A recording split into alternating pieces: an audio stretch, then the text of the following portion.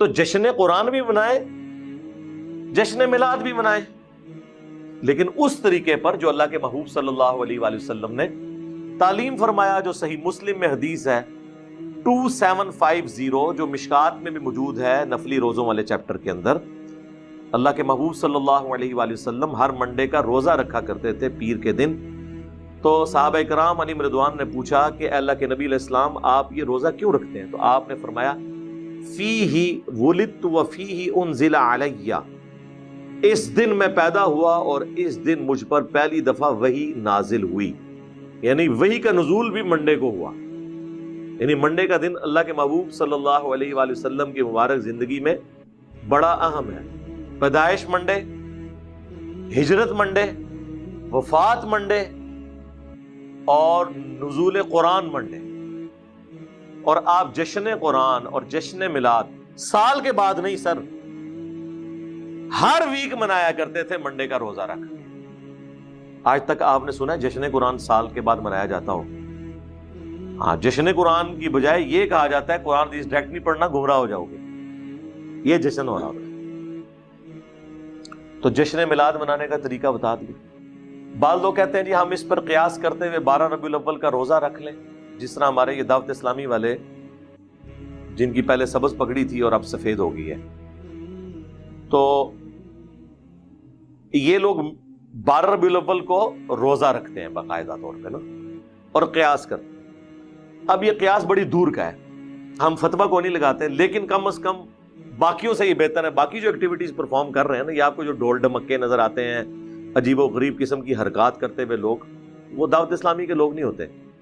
At least ان کے اندر اتنا ہے کہ انہوں نے خاص لمٹ کو کراس نہیں کرنا۔ تو وہ ایون آپ دیکھیں اتنی گرمیوں میں بھی ربیع الاول آیا ہوتا ہے، کئی بیچارے بے ہوش بھی ہو جاتے ہیں، روزہ رکھا ہوتا ہے انہوں نے، جلوس میں بھی وہ جا رہے ہوتے ہیں۔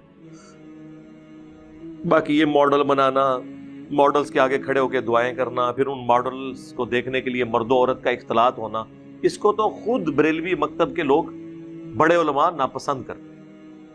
الیاس قادری صاحب تو بہت زیادہ مخالفت اس کی کرتے ہیں، لیکن چونکہ اب یہ کلچر ہے، بن چکا ہے، اب اس کے اوپر آپ کوئی قدغن لگانا بڑا مشکل کام ہے۔ تو وہ 12 ربیع الاول کا روزہ رکھتے ہیں، ان کو بھی میں کہتا ہوں بجائے 12 ربیع الاول کا روزہ رکھنے کے آپ منڈے کا روزہ رکھیں۔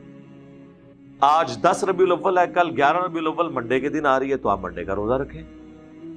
چلے اگر ہر مہینے نہیں رکھ سکتے، ہر ویک نہیں رکھ سکتے، سال میں ایک دفعہ رکھ لیں، تو اس سنت پہ عمل کر لیں۔ اکثر لوگ کہتے ہیں جی اب ہم کیا کریں، پھر کس طریقے سے میلاد منائیں؟ تو ایسے میلاد منائیں۔ تو یہ سنت طریقہ ہو گیا۔ اب رہ گیا مروجہ جو طریقہ ہے، جلوس، جھنڈیاں، لائٹنگ، اور وہ عربیوں والے لباس پہنے ہوتے ہیں، لکڑی کی تلواریں اٹھائی ہوتی ہیں۔ آپ پنڈی میں تو چلے جائیں تو وہاں تو آپ کو ایسا ایسا رنگ نظر آئے گا۔ تو اب یہ ساری کی ساری چیزیں ان کو بھی پتہ ہے کہ اللہ کے محبوب صلی اللہ علیہ وآلہ وسلم اور خلفائے راشدین کے زمانے میں نہیں تھی، لیکن وہ پھر اس کے اوپر لیم ایکسکیوز یہ دیتے ہیں کہ دیکھیں نبی الاسلام کے مبارک زمانے میں قالین بھی نہیں بچھائے جاتے تھے مساجد میں، ایئر کنڈیشن نہیں ہوتے تھے، لائٹنگ نہیں ہوتی تھی، مسجد کے محراب، مسجد کے مینار نہیں ہوتے تھے، تو یہ چیزیں بھی تو آپ نے ایکسیپٹ کی ہوئی ہیں۔ ان میں سے کوئی بھی چیز ہم نے دین کے طور پہ ایکسیپٹ نہیں کی ہے، دین کو سپورٹ کرنے کے اعتبار سے کی ہے۔ اصل دین اپنی جگہ ہے۔ یہ نہیں ہوا کہ لائٹنگ سے اور قالین بچھانے سے اور ایک ایئر کنڈیشن لگانے سے نماز کا طریقہ بدل گیا ہو، کہ قیام کی جگہ رکوع کرنا شروع کر دیں اور رکوع کی جگہ سجدہ اور سر جو ہے وہ ہاتھ میں باندھنا شروع کر دیں۔ وہ اصل دین اپنی جگہ پہ ہے۔ آپ بھی منڈے کے دن کا روزہ رکھیں، اس روزے کو آپ کھجور سے افطار کرنا چاہتے ہیں کریں، اس کے بعد آپ نے بریانی کھانی ہے، اگرچہ بریانی کا ثبوت نبی علیہ السلام کے زمانے میں نہیں ہے تو آپ کھائیں، اے سی والے کمرے میں بیٹھ کے کھائیں، ہم آپ کو کچھ نہیں کہیں گے، کیونکہ اصل اپنی جگہ موجود ہوگی۔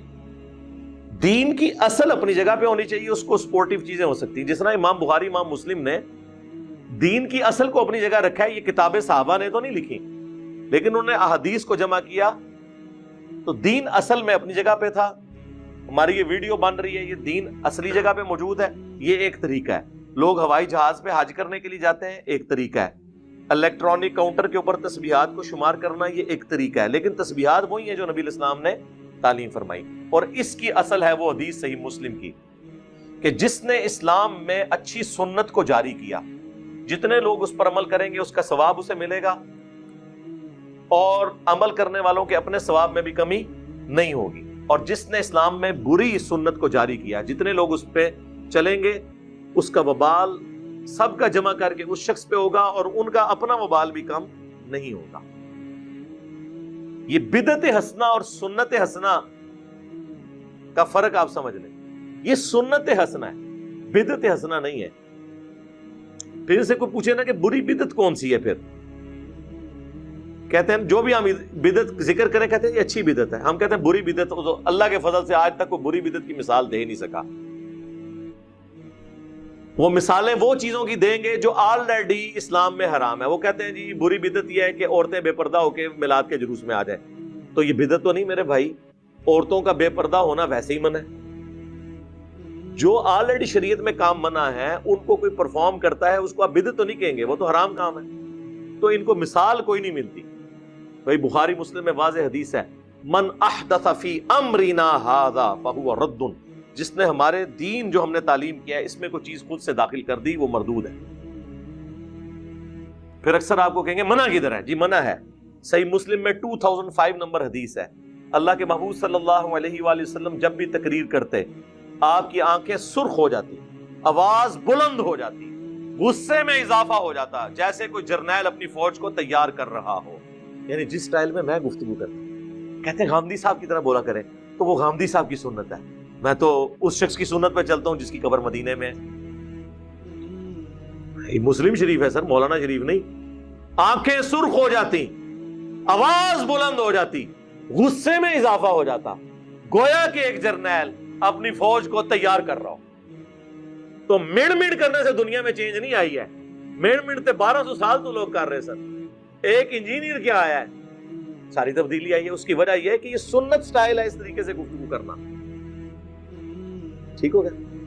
تو اس میں نبی علیہ السلام فرماتے اما بعد فإن خیر الحدیث کتاب اللہ وخیر الہدی ہدی محمد صلی اللہ علیہ وآلہ وسلم وشر الامور محدثاتها وکل محدثۃ بدعہ وکل بدعۃ ضلالہ وکل ضلالۃ فی النار۔ آگاہ ہو جاؤ، سب سے بہترین کلام اللہ کی کتاب ہے، سب سے ہدایت یافتہ راستہ محمد صلی اللہ علیہ وآلہ وسلم کا ہے، بدترین کام وہ ہیں جو دین کے اندر نئے داخل کر دیے جاتے ہیں، وہ تمام کام بدعتیں ہیں، تمام بدعتیں گمراہیاں ہیں، اور تمام گمراہیاں جہنم میں لے جانے والی۔ کچھ الفاظ سنن نسائی میں اور جامع ترمذی میں، مین سٹرکچر اس کی صحیح مسلم ہے۔ منع کدھر ہے؟ جی منع ہے کہ جو آپ کام خود داخل کریں گے منع ہے۔ وہ کہتے ہیں جی بتائیں کہ جی یہ چیز نبی علیہ السلام نے حکم کہاں دیا ہے رفع الیدین کا؟ جی دیا حکم، صحیح بخاری میں حدیث ہے، صلو کما رأیتمونی اصلی، نماز اس طرح پڑھو جس طرح مجھے نماز پڑھتے ہوئے دیکھتے ہو۔ اور اس حدیث کے راوی ہیں مالک بن حویرث، اور وہ خود حدیث میں بخاری اور مسلم میں رفع الیدین کے ساتھ طریقہ سکھا رہے ہیں۔ اب مجھے بتائیں، جب جنرل بات ہو رہی ہے، صحیح مسلم میں حدیث ہے اللہ تعالیٰ نے مجھے جوامع کلمات کے ساتھ مبعوث کیا، اب آپ نے ایک ایک چیز تو نہیں کہنی کہ میں حکم دیتا ہوں یہ کرو، پھر میں حکم دیتا ہوں یہ کرو۔ آپ نے جنرل کہہ دیا جس طرح میں نماز پڑھتا ہوں اس طرح نماز پڑھو، اور جو صحابی یہ روایت کر رہا ہے وہ نماز پڑھنے کا طریقہ بتا رہا ہے، تو ہر چیز وہ فنکشن سب کے اوپر اپلائی ہو گیا۔ یہاں پہ بھی جب آپ نے فرمایا کہ جو کام بھی دین میں داخل کیا گیا وہ بدعت ہو، تو سنت حسنہ وہ جائز ہے، میں نے بتایا صحیح بخاری بدعت حسنہ نہیں سنت حسنہ، اور اس کی اصل وہ صحیح مسلم کی حدیث کہ جس نے اسلام میں اچھی سنت کو جاری کیا۔ وہ پوری حدیث نہیں پڑھتے، اس میں ہے کہ نبی علیہ السلام کے پاس کچھ غریب اصحاب آئے، ان کی غربت دیکھ کے نبی علیہ السلام کے چہرے پر ناگواری کے آثار آئے، آپ بڑے غمگین ہوئے، آپ نے مسجد میں ممبر لگوا کر خطبہ دیا، اور پھر آپ علیہ السلام نے انفاق فی سبیل اللہ سے متعلق آیات تلاوت کی، اور پھر کہا کہ اپنے آپ کو بچا لو جہنم کی آگ سے، خواہ ایک کھجور ہی صدقہ کرو۔ اور اس ترغیب دلانے پر لوگ اپنے اپنے گھروں کو گئے۔ ایک انصاری گھر گئے، انہوں نے ایک بہت بڑے بورے کے اندر، بزرگوں کی کتابیں نہیں، اپنے گھر کا سامان اس میں جمع کیا، اور وہ صحابہ کہتے ہیں بڑی مشکل سے وہ گھسٹتے ہوئے مسجد میں آ کے اس مسجد کے سین میں جب انہوں نے بورا رکھا نا، باقی لوگ اتنے امپریس ہوئے کہ یار یہ تو بندہ ایک بالکل لوور مڈل کلاس کا بندہ اور اتنا سامان اٹھا کے لے آیا۔ تو سب کو ہمت ہوئی، سب اپنے گھروں میں گئے، حتیٰ کہ صحیح مسلم کے الفاظ ہیں نبی علیہ السلام کا مبارک چہرہ جو ہے وہ سونے کی طرح اور سورج کی طرح چمکنا شروع ہو گیا خوشی سے، جو تھوڑی دیر پہلے اتنی ناگواری تھی کہ یار یہ لوگ اتنا انفاق کر رہے ہیں. وہاں پھر آپ نے فرمایا جس نے اسلام میں اچھا طریقہ جاری کیا، یعنی کس نے؟ اس انصاری صحابی نے جو بارش کا پہلا قطرہ بنا. لہذا امام مالک بارش کا پہلا قطرہ بنے کہ انہوں نے الموطا امام مالک ایک باقاعدہ حدیث کی کتاب لکھی. شاہ ولی اللہ دہلوی بارش کا پہلا قطرہ بنے کہ انہوں نے قرآن کو ٹرانسلیٹ کیا فارسی زبان کے اندر. تو اس طریقے سے جو بھی اپنے اپنے زمانے میں یہ کام کرتا ہے اس کے لیے وہ اجر ہے. تو یہ دو چیزوں کو مکس کر دیتے ہیں. بدعت حسنہ اور چیز ہے، سنت حسنہ اور چیز ہے. تو بدعت حسنہ کوئی چیز نہیں ہوتی ہے، بدعت بدعت ہی ہوتی ہے. حسنہ اور سیئہ کا فرق سنت کے اعتبار سے، طریقے کے اعتبار سے. تو یہ بھی اکثر لوگ چونکہ پوچھ رہے ہوتے ہیں اس لیے میں نے اس کو ساتھ بریف کر دیا. تو وہ بعض اوقات دو پھر مثال دیتے ہیں، جی آپ اقبال ڈے بناتے ہیں، قائد اعظم ڈے مناتے ہیں، اپنے بچوں کے برتھ ڈے مناتے ہیں، تو نبی کا برتھ ڈے مناتے ہوئے آپ کو تکلیف ہوتی ہے. نہیں جناب، ایسا نہیں ہے. رسول اللہ صلی اللہ علیہ وآلہ وسلم چونکہ ایک ریلیجس پرسنالٹی ہیں، آپ کے ساتھ کوئی ایسا عقیدہ منسوب نہیں کیا جائے گا جو آپ کی اجازت کے بغیر ہو رہا ہوگا، کیونکہ وہ پھر وہ دین بن جائے گا. ڈاکٹر اقبال یا محمد علی جناح یا اور پرسنالٹیز، ان کو ہم اپنے پولیٹیکل لیڈرز کے طور پر لے رہے ہوتے ہیں، مذہبی پیشوا کے طور پہ تو نہیں لے رہے ہوتے. نبی الاسلام کی پرسنالٹی تو ایک سینسٹیو ایشو ہے نا کہ ہم ان کے ساتھ کوئی چیز ریلیٹ کریں. اور پھر اگر آپ علیہ السلام کے ساتھ کوئی چیز ایسی ریلیٹ کر رہی ہے تو سب سے زیادہ سمجھدار اور عاشقان رسول کون ہے؟ صحابہ اور اہل بیت، اور ان میں بھی سب سے بڑھ کر خلفائے راشدین، جن کے بارے میں جامعہ ترمذی میں، سنن ابی داؤد میں حدیث موجود ہے، میرے بعد تم دین میں نئی نئی بدعتیں دیکھو گے، ان سے بچنا. علیکم بسنتی و سنت الخلفاء الراشدین المہدیین، تم پر میری سنت اور میرے خلفائے راشدین ہدایت یافتہ کی سنت لازم ہے. تو ہم معصومانہ سوال جب ان سے کرتے ہیں کہ بتائیں کہ جب مولا علی کوفہ شفٹ ہو گئے، دارالخلافہ انہوں نے کوفہ شفٹ کر دیا، اور مولا علی وہ ہیں کہ جو 3 خلفاء کے ساتھ نائب کی حیثیت سے رہے اور چوتھے نمبر پہ خود خلیفہ بنے. کوئی حدیث کوئی چھپی رہ گئی تھی تو ان تک تو پہنچ گئی. تو جو 5 سال کوفے میں مولا علی رہے، تو وہ جو 5 سال 12 ربیع الاول کا دن آتا تھا، اس میں جو مولا علی جلسہ کرواتے تھے کوفے کی بڑی جامع مسجد کے اندر، اس میں مہمان خصوصی کون ہوتا تھا؟ یہ آگے سے کہیں گے ایک کرتا ہے سوال، جی اس طرح ہی ہوئے گا جو تسی کر کے ساڈے عشق نو چیلنج کرو گے، پھر اسی تے انج ہی پوچھاں گے کہ مولا علی جو ہے وہ نعت کس سے پڑھواتے تھے کوفے کی جامع مسجد میں. تو آپ کو چہرہ لٹکا کے کہ جی اس زمانے سے کچھ نہیں سے ہوتا. تو جو کام اس زمانے میں نہیں ہوتا تھا وہ آپ شروع کر کے اور اس کی بنیاد پہ باقی تمام مکاتب فکر کو گستاخ ڈکلیئر کریں، اور جب جوڈیشری میں بات پیش ہو، یعنی ہماری عدالت میں، تو کہیں کہ نہیں جی ہم تو اس سے مستحب سمجھتے ہیں، اگر کوئی نہیں کرتا ہم اسے کوئی گستاخ نہیں کہتے. تو سر پھر آپ یہ شعر جگہ جگہ لکھ کے کیوں لگاتے ہیں؟ نثار تیری چہل پہل پر ہزاروں عیدیں اے ربیع الاول، سوائے ابلیس کے جہاں میں سبھی تو خوشیاں منا رہے ہیں. یہ مفتی احمد یار خان نعیمی صاحب، جن کا مزار گجرات میں ہے، جنہوں نے جال حق کتاب لکھی ہے، ان کا یہ شعر ہے. آپ نے پوری امت کو ابلیس بنا دیا. صحابہ تابعین تبع تابعین کے مبارک دور میں جتنے مسلمان ہیں ان کو ابلیس کہہ دیا، کیونکہ وہ آپ کے طریقے پہ تو میلاد نہیں مناتے تھے. تو وہ تو وہی طریقہ تھا جو صحیح مسلم میں ہے 2750، فیہ ولدت وفیہ انزل علیہ، میں پیر کا روزہ اس لیے رکھتا ہوں کہ اس دن میں پیدا ہوا اور اس دن مجھ پر پہلی وہی نازل ہوئی. تو بتائیں پھر مولا علی نے کس طریقے سے میلاد منایا ہے؟ پھر آپ کو یہ ڈھیلا سا منہ بنا کے بتائیں گے کہ جی ہاں جی وہ اعلیٰ حضرت نے بھی فتاوی رضویہ میں لکھا ہے، ہمارے بزرگ بھی بتاتے ہیں کہ ایک ایوبی بادشاہ تھے، اہل سنت تھے. یہ اہل حدیث جو کہتے ہیں نا شیعہ نے شروع کروایا، شیعہ نے نہیں شروع کیا. آپ گوگل میں بھی جا کے لکھیں تو پوری ہسٹری اس کی آ جائے گی آپ کو، ویکیپیڈیا کے اندر. یہ ایک سنی بادشاہ تھے، الملک المظفر. ایوبی سلطنت جو چلی تھی نا، اب تو ارطغرل ڈرامے میں آپ کو پتہ چل گیا ہوگا ایوبی اور عثمانی وہ والی فرق وہ بھی اس میں بتا رہے ہیں. ایوبی سلطنت کے یہ ایک تھے بادشاہ،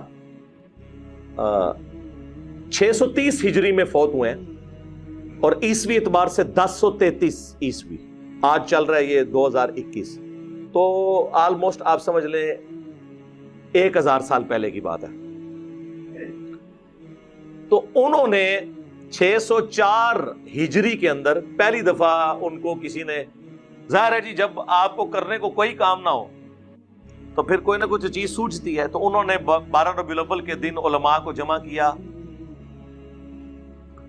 اور محفل نعت اور وہ جو صوفیاء کا وہ طریقہ ارطغرل ڈرامے میں آپ دیکھ رہے ہیں، وہ ناچ کود کے جو وہ ذکر کرتے ہیں وہ، اور جناب کھانے اور پکوان بڑے پکوا کے تو علماء کا اکرام مسلم کیا. تو ظاہر اب علماء نے کہا کہ لو جی سال بعد یہ بھی روٹی ہماری کھل گئی. تو ان میں سے ایک مولوی نے ایک کتاب لکھ دی میلاد کے ثبوت پہ، یعنی کام وہ اس زمانے میں شروع ہوا اور اس میں ثبوت پہ آ گئی. اچھا اب وہ شروع ہو گیا، ظاہر ہے اس زمانے میں تو نیا کام تھا، لوگ مخالفت کرتے تھے، لیکن آج تو 1000 سال پرانا ہو چکا ہے. تو یہ کہتے ہیں پرانے بزرگوں کو انجینئر برا کہتا ہے. میں پرانوں کو نہیں برا کہتا، میں درمیانوں کو کہتا ہوں. آج سے 1000 سال پہلے پرانا کیسے ہو گیا؟ 1000 سال بعد تو میں بھی پرانا ہو جاؤں گا. درمیانے ہیں. پرانے وہ ہیں جو صحابہ، تابعین، تبع تابعین، اہل بیت، وہ پہلے 300 سال جو بخاری مسلم میں حدیث ہے سب سے بہتر زمانہ میرا، پھر صحابہ کا، پھر تابعین کا، پھر تبع تابعین کا. اس کے بعد جھوٹے لوگ پیدا ہوں گے جو جھوٹی گواہیاں دیں گے، امانت میں خیانت کریں گے اور موٹاپے کو پسند کریں گے. کپڑے ان کے سنت کے مطابق ہوں گے، پیٹ منافقین والا ہوگا. جی سورہ محمد میں آیا یہ ایسے کھاتے ہیں جس طرح جانور کھاتے ہیں، اور سورۃ المنافقون میں آیا نبی ان کے جسموں کو دیکھو تمہیں تعجب میں ڈال دیں. یقین کریں واقعی میں ان کو صوفوں میں بیٹھے ہوئے دیکھتا ہوں نا، آدھا پیٹ اس طرف لٹکا ہوا ہے، آدھا اس طرف، اتنے بڑے فل سائز، اس میں بڑی مشکل سے سفید کپڑوں میں ان کے موٹے پیٹ چھپ جاتے ہیں. کسی کو بیماری ہو علیحدہ بات ہے، لیکن زیادہ تر نہیں بیمار ہو گئے.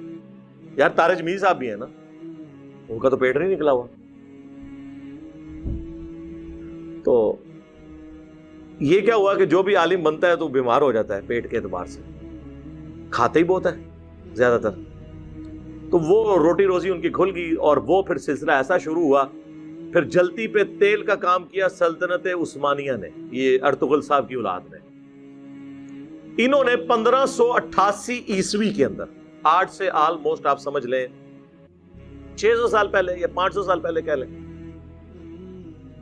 انہوں نے سلطنت عثمانیہ جو 3 براعظموں میں پھیلی ہوئی تھی، سرکاری سطح کے اوپر 12 ربیع الاول کی چھٹی ڈکلیئر کر دی. وہاں سے پھر اسے اور تقویت مل گئی اور وہ سلسلہ اب تک چلتا آیا. اور اسی کی باقیات یہ ہیں کہ پاکستان میں پھر 12 ربیع الاول کی چھٹی ہوئی اور یہ سارے کے سارے معاملات کس طریقے سے چلے. یہ اس کی پوری ہسٹری ہے جس کا تعلق صحابہ، تابعین، تبع تابعین، بعد کے لوگوں، پہلے آپ سمجھ لیں 600 سال کے لوگوں کے ساتھ اس کا کوئی تعلق نہیں.